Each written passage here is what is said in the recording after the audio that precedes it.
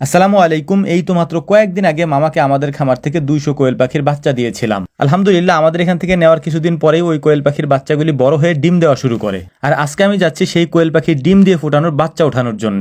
ইনকিউবেটরের ভেতরে বাচ্চাগুলি যখন রাত্রে ফুটতে শুরু করে তখন আমি মামাকে বলেছিলাম যে রাত্রেবেলা এই বাচ্চাগুলি নামানোর দরকার নাই, সকালবেলা একেবারে পুরোপূর্ণভাবে শুকানোর পরে তারপর আমরা এগুলি নামিয়ে দেবো বোর্ডারের মধ্যে। গিয়ে দেখলাম যে মাশাআল্লাহ বাচ্চাগুলি ফুটে একেবারে ঝরঝরা হয়ে গেছে। এখন এগুলিকে বেছে তারপরে আমরা ইনকিউবেটর মেশিন থেকে বের করে বোর্ডারের মধ্যে দিয়ে দেবো। বাচ্চাগুলি দেখে খুবই ভালো লাগতেছিল, কারণ বাচ্চাগুলি একেবারে রসগোল্লার মতো, মানে বাচ্চাগুলোর সাইজ অনেক বড় বড় হয়েছে মাশাআল্লাহ। এটা দেখে আমার নিজের কাছেও খুব ভালো লেগেছিল। একটা জিনিস আমার কাছে মাঝে মাঝে খুব অবাক লাগে, সেটা হচ্ছে আমরা গরু, ছাগল, হাঁস, মুরগি সবকিছুই পালন করতেছি, কিন্তু এর ভেতরে কোয়েল পাখি আমার কাছে একটু ভিন্ন রকম মনে হচ্ছে। এটার কারণ হচ্ছে খুব অল্প সময়ের মধ্যে কোয়েল পাখি থেকে প্রফিট আসে। মাঝে মাঝে যখন ভাবি যে এটা কিভাবে সম্ভব, জন্মের 45 দিন পরে একটা পাখি সে ডিম দিচ্ছে, টানা অনবরত দিয়েই যাচ্ছে।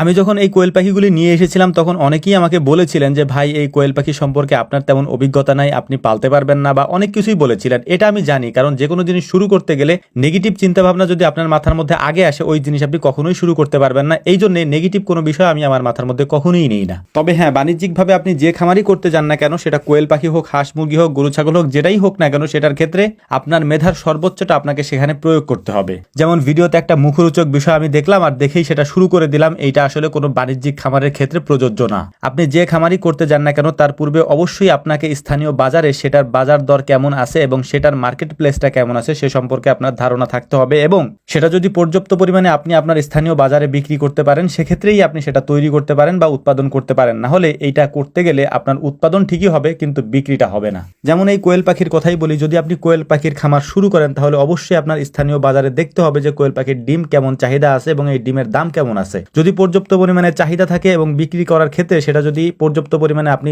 দিতে পারেন সেক্ষেত্রেই আপনি এটা করতে পারেন। এর বাইরে আমরা নিরুৎসাহিত করি এটা করার ক্ষেত্রে। খামার করার ক্ষেত্রে আমরা যে পরামর্শগুলি দেই সেই পরামর্শগুলিতে অনেকেই নাখোশ হন। এটার কারণ হচ্ছে আমরা কেন সবকিছু বলে দেই। এটার কারণে নাকি অনেকের সমস্যাও হয়। ভাই একটা কথা স্পষ্ট করে বলি, আপনার জন্মের 50,000 বছর পূর্বে আল্লাহ রাব্বুল আলামিন আপনার তাকদীর নির্ধারণ করে রেখে দিয়েছেন, আপনি কতটুকু পাবেন এবং আপনার কতটুকু এই দুনিয়া থেকে নিয়ে আপনি আখিরাতে যেতে পারবেন। অতএব রিজিকের ফয়সালা তো আসমান থেকে হবে, জমিন থেকে না। কার কতটুকু রিজিক আছে এটা তো আল্লাহ তাআলা নির্ধারণ করবেন, আপনি আমি না। অতএব আমরা এটা বলা বন্ধ করি যে আমরা এটা কেন বলি বা এটা আমরা কেন বলবো না বা মানুষকে এই পরামর্শ আমরা কেন দিব না।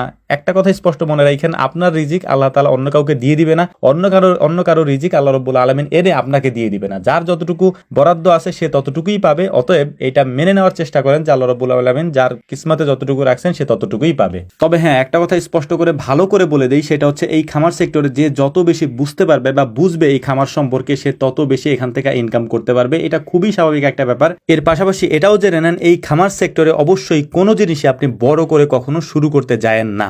আমার পরামর্শ হচ্ছে একেবারে অল্প থেকে শুরু করেন এবং অভিজ্ঞতা অর্জন করেন, তারপরে বড় করেন। আশা করি বুঝতে পেরেছেন। আমার জন্য দোয়া করবেন। আসসালামু আলাইকুম ওয়া রাহমাতুল্লাহ।